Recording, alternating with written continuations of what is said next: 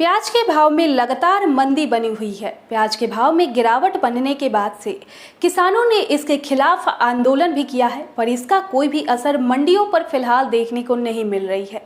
प्याज के भाव में मंदी होने के जिम्मेदार कौन है और इसके भाव में इस वर्ष तेजी होने की संभावनाएं है भी या नहीं।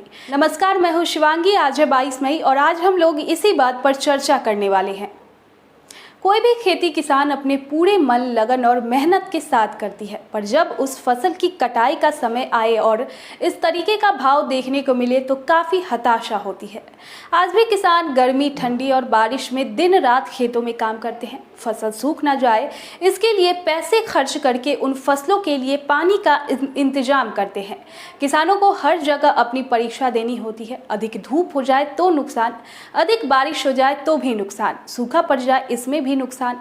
और जब उन फसलों को लेकर किसान बाजार में पहुंचता है तो लगातार उस फसल के मूल्य में गिरावट होना शुरू हो जाता है और फिर किसान को अपना फसल मजबूरन सस्ते दामों पर बेचना पड़ता है। प्याज किसानों का कहना है कि इसको न्यूनतम समर्थन मूल्य के दायरे के अंदर लाया जाए, जिससे कम से कम उनकी जो लागत है वो निकल सके, और इस मांग को हमें पूरी तरीके से समर्थन करना चाहिए।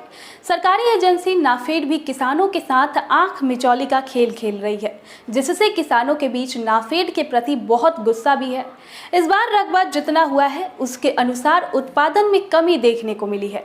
एक तो अधिक गर्मी की वजह से उत्पादन कम हुआ, दूसरा भाव में और तीसरा इस वर्ष प्याज की क्वालिटी कमजोर होने की वजह से स्टॉक में न टिकना, जिसका खामियाजा केवल और केवल किसानों को ही भुगतना पड़ रहा है। फिलहाल प्याज के भाव में हल्की तेजी और हल्की मंदी के साथ बाजार में कारोबार होता दिख रहा है, लेकिन जितनी तेजी होती है वापस उतनी ही मंदी पर आ जाती है, जिस वजह से बाजार लगभग एक ही दायरे में घूमता हुआ दिख रहा है।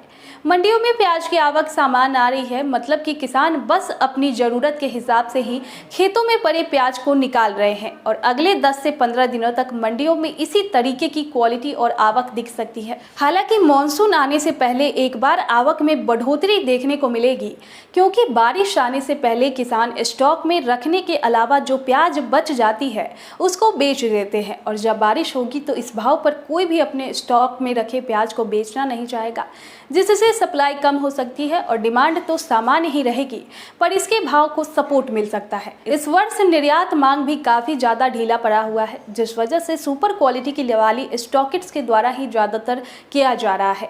आने वाले समय में प्याज की सप्लाई कम हो सकती है, जिसका असर दिखना चाहिए।